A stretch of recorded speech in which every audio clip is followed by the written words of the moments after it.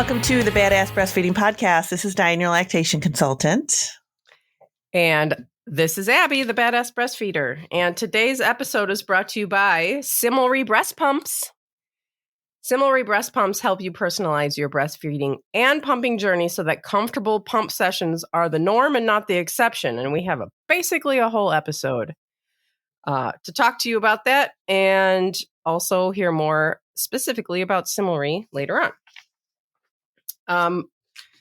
But you can head to badassbreastfeedingpodcast.com and check out our sponsor page. If you ever need anything, see if you can give them any of your business because they make this podcast possible. And while you're there, scroll down and enter your email address and we will send episodes straight to your inbox every week. And we are on Patreon and we would like to invite you over to join us for our we have our weekly wellness check-ins where people just talk about what's going on with them and ask questions and vent or whatever. And then we have monthly Zoom sessions where we all just hang out and have a good time. So check the notes under this episode wherever you're listening from, and you will see a link to the different tier options, and you can choose one that looks good to you. And we are also still hosting our ongoing giveaway for people who leave reviews around the internet. It's happening. People are doing it. Go ahead and do it so you can get your goodie bag. You can just take a screenshot of the written review or the stars or whatever you're able to leave. Send it to badassbreastfeedingpodcast@gmail.com. And we'll send you a goodie bag of breastfeeding and thank you for nursing in public sticker cards that pass to you for you to pass out. Geez. And podcast stickers and fun things. And yes, Dianne has our review of the week now. I do. And it says, completely changed my confidence level with breastfeeding for my first.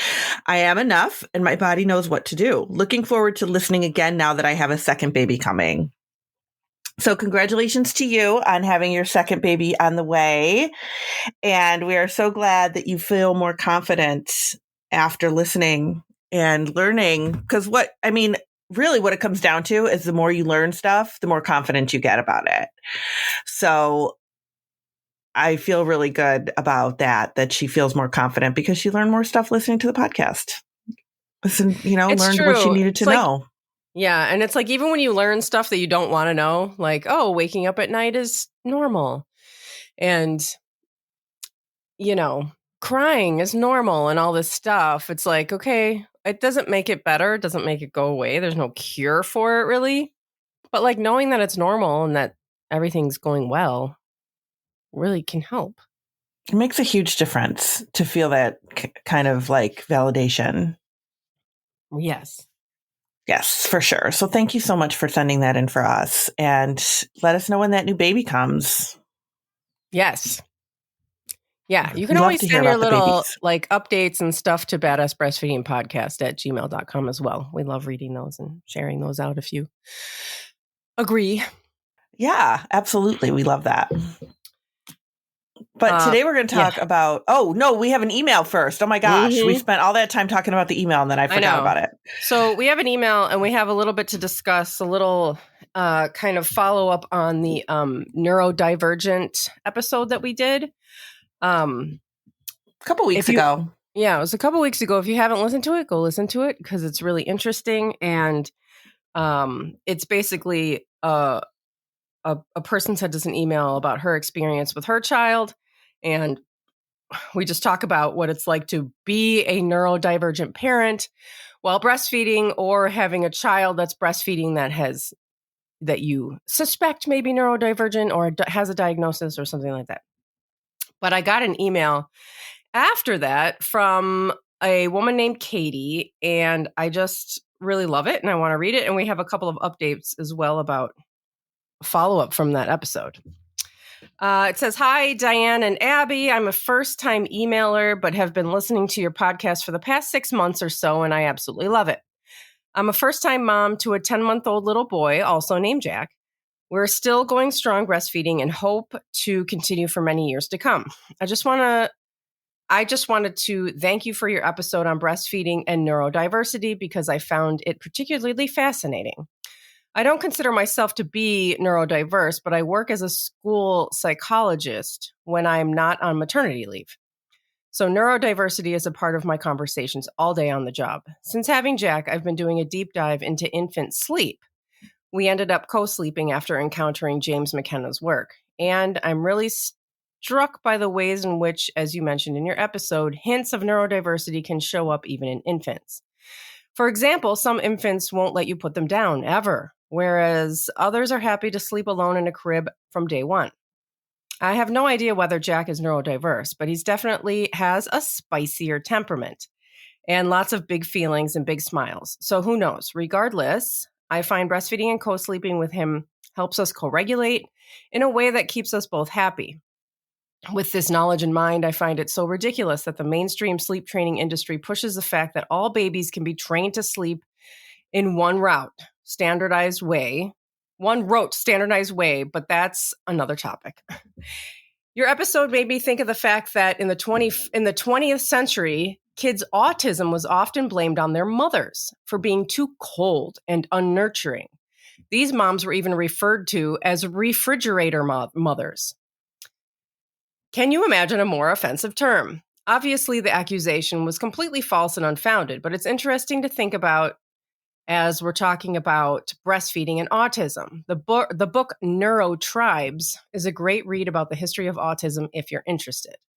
Anyway, thanks again for all you do. I'm actually considering pivoting to become an IBCLC and or work with moms and babies in some capacity. And that's in part because of all the information I've devoured from sources like your podcast. So thanks so much. And I can't wait for more episodes.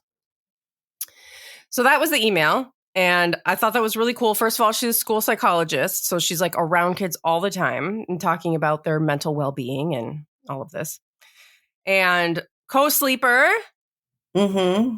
because of the information that she got. And, you know, with her child, she thinks that her Jack might be a little neurospicy as well.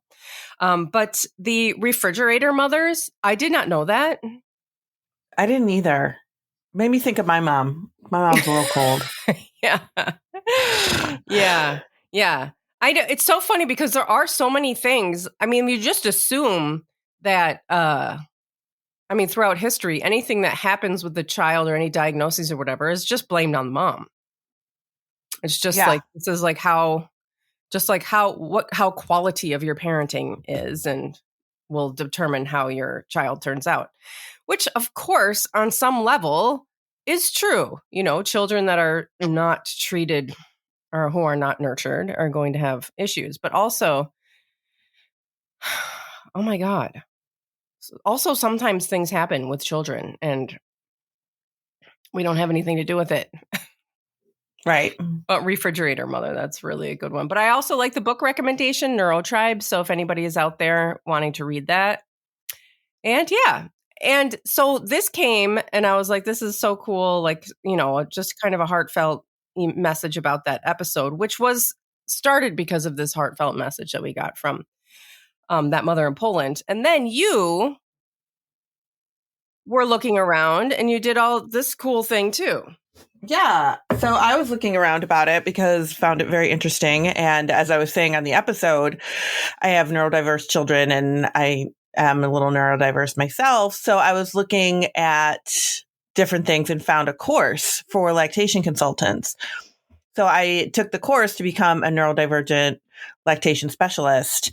And it was very interesting. It was focused more on the parent and really talked a lot about how breastfeeding is so sensory anyway, right? You've got the baby on you, you're being touched out all the time. There's hormonal stuff happening and how that can just be so overwhelming for certain parents and how it's really important as a lactation consultant to listen to the parent and to really look and see if these things are happening and how we can help support those parents that are struggling with neurodiversity during lactation because it might just be a lot of sensory for them. So it was really an interesting course to go through and to learn more about it. It's really fascinating. It is. And I just love how this episode led to like so many just different things Like we over here are learning along the way too. When she first wrote that message to us about, neurodiversity and breastfeeding, we were like, yeah, okay, that's a thing.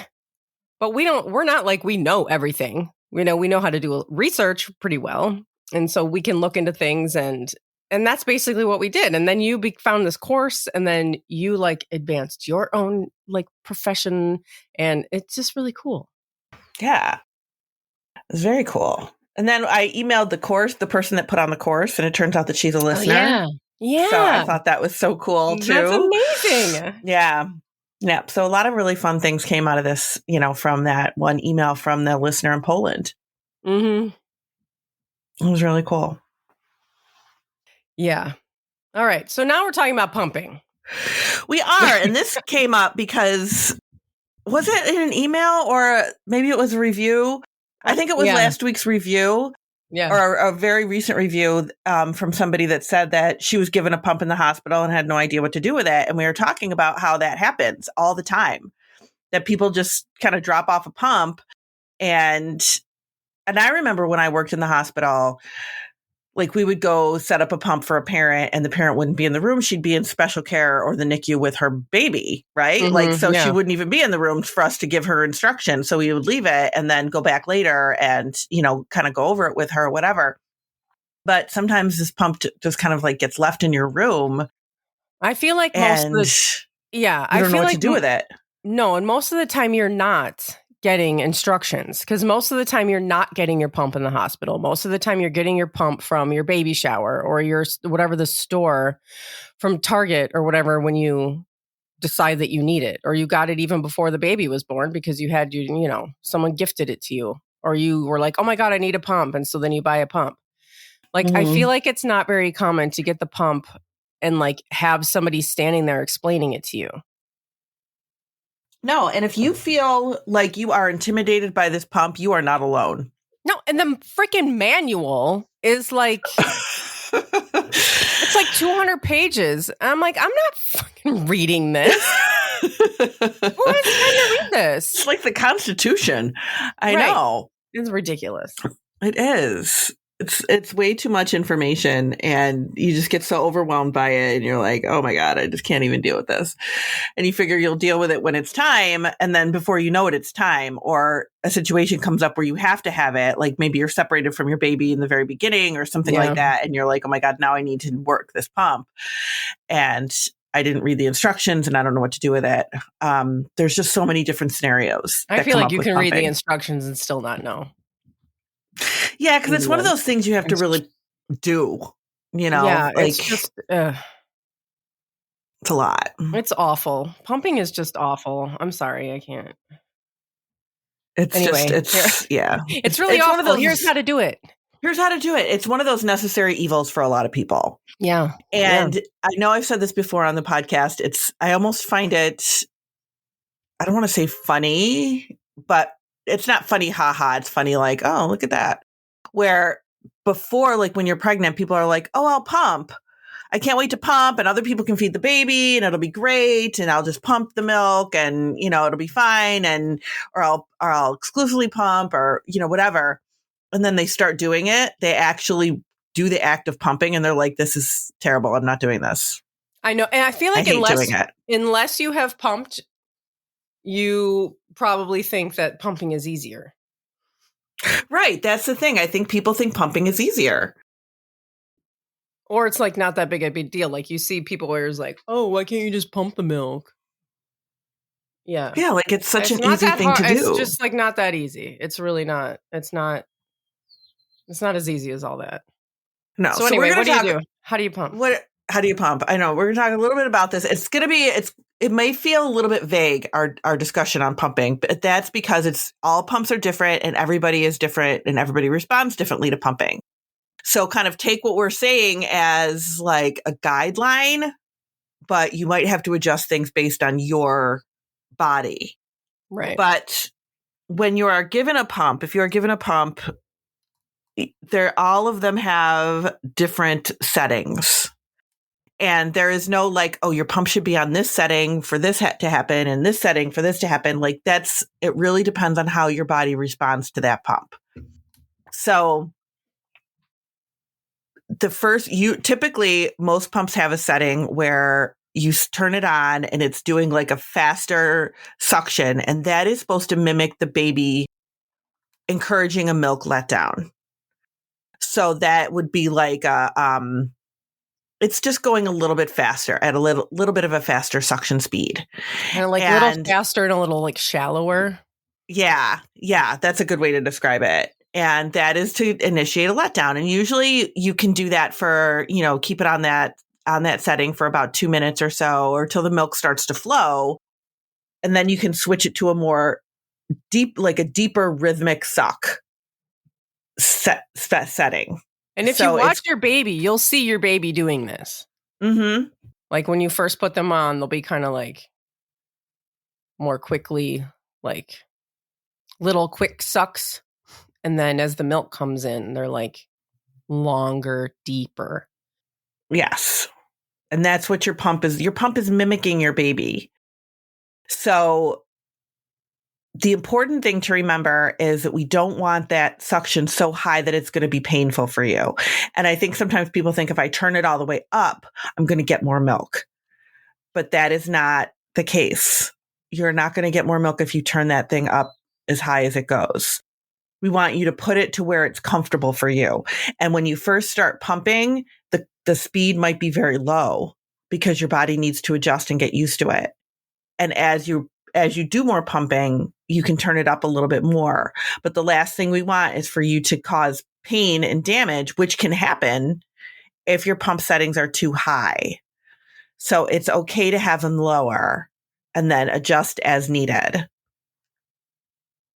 So what you are doing, again, is taking those flanges. So then you've got your pumps. So the only thing that's going to be touching milk is your flanges, which is those cone-shaped things at the end of the bottles.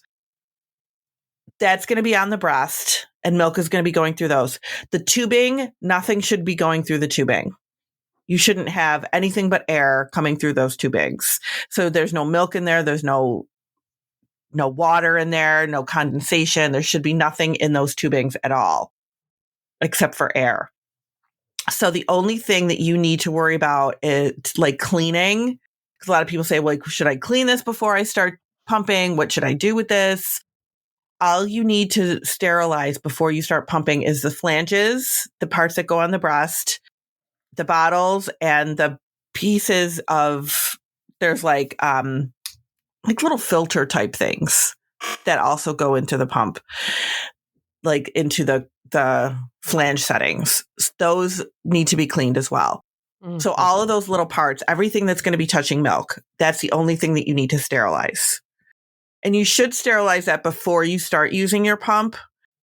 If they give you a pump in the hospital, they're going to give you all those parts, and all those parts are already going to be sterilized. So everything is going to be brand new, and you don't have to worry about like them passing along like different parts to different people, because that doesn't happen in the hospital. Everything is going to be brand new. Just like when you open it up, when you get one, when you get your own, it's all going to be brand new. So sterilize your parts before you use them. And then you're going to be washing parts depending on how frequently you are pumping. But that's kind of jumping ahead of the game.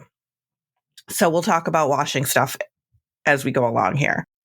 But the flanges are another piece of the puzzle. We need to make sure that your flange size is correct. Now, if you are in the hospital, they can size you there to make sure that you're using the right size flanges. If you are home and you're just kind of like, let me figure out my flanges, let me see if these are correct. Pumping should be comfortable. There should be nothing painful about pumping.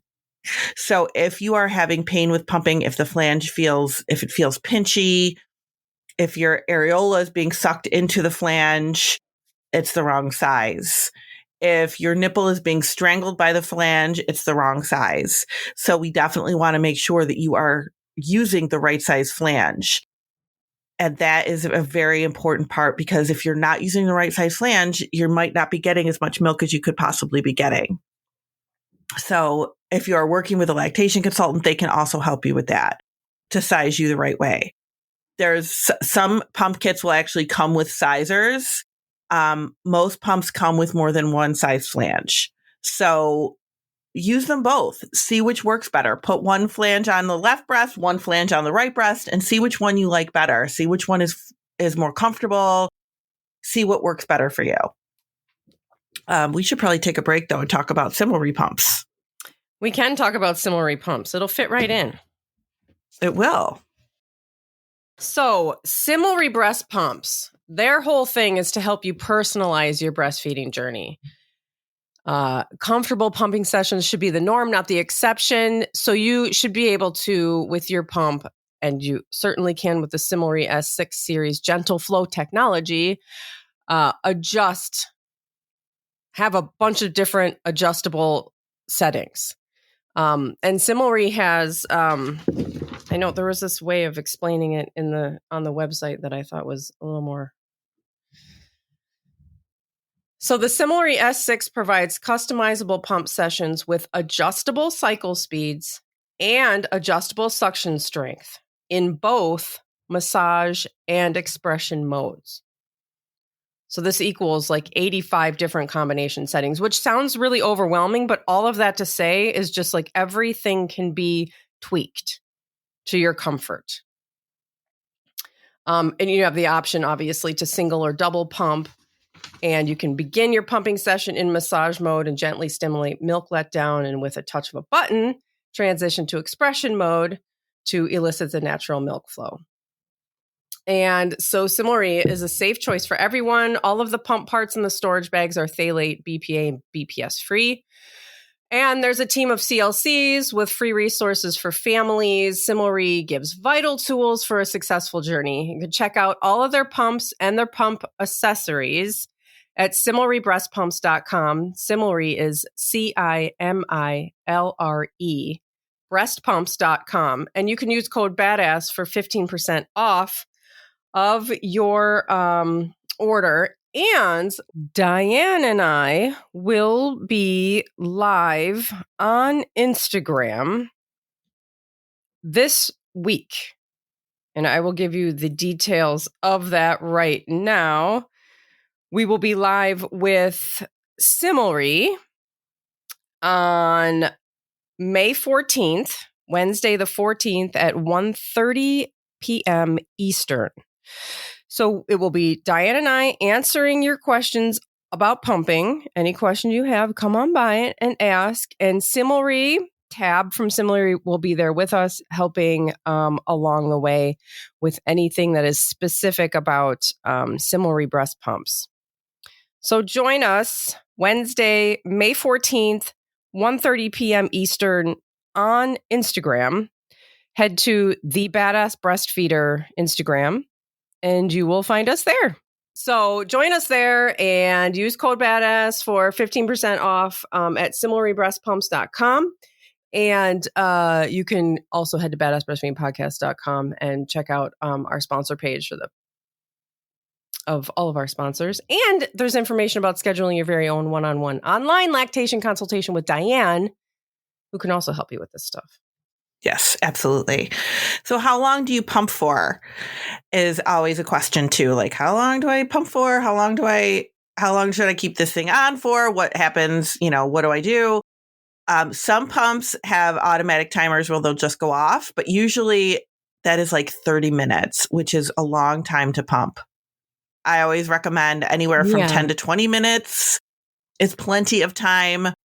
30 minutes is a little too long, I feel like. Sometimes people just put them on and just like they're doing work or whatever. Like say you're back to work and you're answering emails while you're pumping or something and you're not really paying attention and it goes for 30 minutes.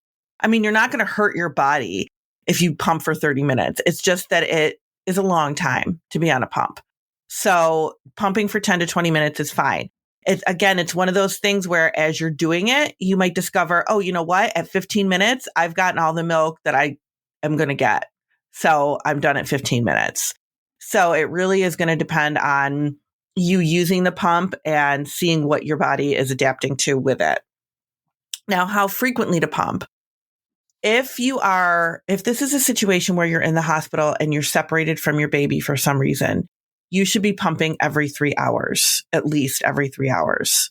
And that is because we need you to get into a routine where your body thinks it's the baby. And if you had your baby with you, you would be pumping or you would be feeding every 3 hours. And your body is going to be starting to do that milk making process that we needed to do to get your milk to come in. So every 3 hours around the clock with a hospital pump, if you are in the hospital.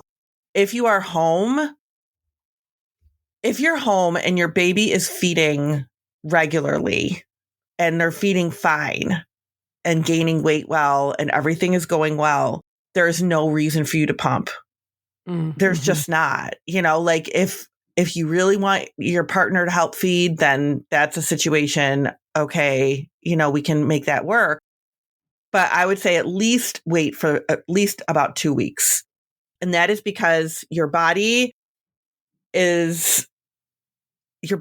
your baby are figuring out what they're doing, and your body is learning from the baby how much milk it needs to make. If you are pumping and feeding a baby in the first 2 weeks, your body's going to think it needs milk for more than one baby. But if you are just feeding your baby for the first 2 weeks, your body's going to get adapted to what it needs to do for your baby. And then after the first 2 weeks, you could initiate a little bit of pumping if you wanted your partner to help feed, or if you had to go somewhere or something was going on. Then you could definitely add a pump session in if you wanted to. If you are returning to work, if you can pump during the workday when your baby would eat, which would probably be about every 3 hours or so, that would be ideal. Some people can't do that with a work schedule, but doing the best you can with it is really the best way to go. So trying to really kind of keep on the same schedule as your baby. Do you want to talk about hands-on pumping? Sure. Hands-on pumping is basically just using your hands to help the milk come out. And it's been researched, and people report up to like 50% more milk when they're using hands-on pumping. So when you're hands-on pumping, you definitely want to have, and I would say that you want to have this anyway. If you're pumping, you want to have a nice pumping bra. Mm-hmm. Because you need to have your hands, especially if you're going to be doing hands-on pumping, you need to have your hands free. And you want to be just comfortable. You want to be able to like relax your shoulder muscles, and you want to be able to just like, you don't want to be holding your flanges on there and then trying to do stuff and then it falls off. And then you're like, I swear so many people do this. So many people just hold them up to their breasts. Yeah. And like, please just get a pumping bra. It will just make it so much easier. So when you have a pumping bra on and you have you're all hooked up to the pump, you're going to just sort of start with very gentle, like, kind of just like massaging movements, circular movements, starting kind of back by your armpit in a circular motion towards your nipple, and then just gentle breast compressions. So you're taking your thumb over your breast and your fingers underneath and kind of doing this C hold where you're gently kind of just pulling. Am I saying that right? You're going from your armpit towards your nipple in like a gentle C hold, and you can, change positions of your hands a little bit, and you're just massaging the milk out, helping it along. And people report that this will get more milk out. You don't want to do it too hard. You don't want to do it really hard and like cause pain or whatever. You're just sort of like just helping things along. Yeah, you're just getting all those milk ducts. It's really freaking hard to explain. And there is I did a video demo that we can put in the show notes of this. And I feel like I always say that, and I'm not sure I'm putting these things in the show notes because I feel like I always say something about show notes. And Dianne does the show notes. And then I'm like, I try to remember to put stuff in the show notes. And I'm like, well, did I remember to do that? I'm going to start writing it down. How about that? So I'll put the hands-on, put it in there if you can. The hands-on pumping can be super helpful. And like Abby said, it can get a lot more milk out for you as well. So definitely do that. Try that while you're pumping. Some people just do it automatically and go, oh, I didn't even realize that was like a thing or that there was a name for that. But it's really important to do. Cleaning your parts. This is another thing that there's a little bit of like controversy around. So if you are like, one hack that we kind of talk about doing with cleaning your parts is if you are somebody who is using your pump regularly throughout the day, like you're a pumping parent, you're working, we always say, you know what, take those pump parts, you can run them through some water, throw them in a baggie, stick them in the fridge, and use them throughout the day, and then give it a good, like put them in the dishwasher or give them a good, like sterilizing wash at the end of the day. That is fine to do if your baby is, healthy, there's no problems, you're not, working around a preemie with health issues or anything like that. The reason why that is controversial, sometimes people are like, oh, it'll breed bacteria and blah, blah, blah. It's really no different than putting milk in the fridge.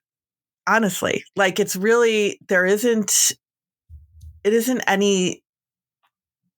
it's not like breeding bacteria like people think it is. No, and I think that you are even going a little extra with the rinsing them out, because isn't it true that some people, I'm not a lactation consultant, I could say whatever I want. Many people who are, again, like kind of seasoned at pumping, they're healthy, they're pumping for their older, like we said, healthy older baby, whatever. They're pumping and then they're disconnecting the pump, taking that whole thing, the bottle and the flanges that are still connected to the bottle, and just sticking it right in the refrigerator. Until a couple hours from now when they just take it out and use it again. And doing this a couple of times through their workday, and then at the end, putting it in whatever they put it in to bring it home. That's what I would do. I think that that's what is not recommended because of the bacteria growth or whatever. I'm just sharing this as something that I know that people do. People definitely do that. Give it a good wash at the end of the day. That's really what it comes down to. Yeah, just sterilize it at the end of the day. But when you're talking about your work day, what are you talking about? You're talking about you breastfeed your baby, you get to work, a couple hours later, you hook up to a pump, you pump, put it in the refrigerator. 2 or 3 hours later, you hook it up again, you pump. And then after that, you put it in the refrigerator and then you get ready to go home. I think people are acting also like we're doing this for like a week. It's like a few hours. It's in the only refrigerator. A few hours. So I don't know. I mean, of course, you have to take that for what it's worth, which is not recommended, and also something that people do. It is a lot to completely wash and sterilize pumps after every use. That becomes a lot of work on top of a lot of work that you're already doing. Well, yeah. And it's not like you're just setting it on your desk or like, shoving it in like in the cabinet with whatever, you're putting in the refrigerator. Yeah, absolutely. When to change parts. So believe it or not, you should be changing out your parts depending on how frequently you use your pump. If you are somebody who uses your pump a couple times a day, then you want to change your pump parts like once a month. And when I say parts, I mean like the filters or duckbills or whatever it is that are, on the pump. And you can change out your flanges as well if you want to. You do not have to change out anything like the tubing, you never have to do anything with the tubing unless there's condensation in it. Then you might want to change the tubing. But the tubing should be pretty much it. And it should stay your tubing for as long as you have your pump, unless it becomes wet or something happens to it. But the other parts should be changed out probably like once a month if you use your pump regularly.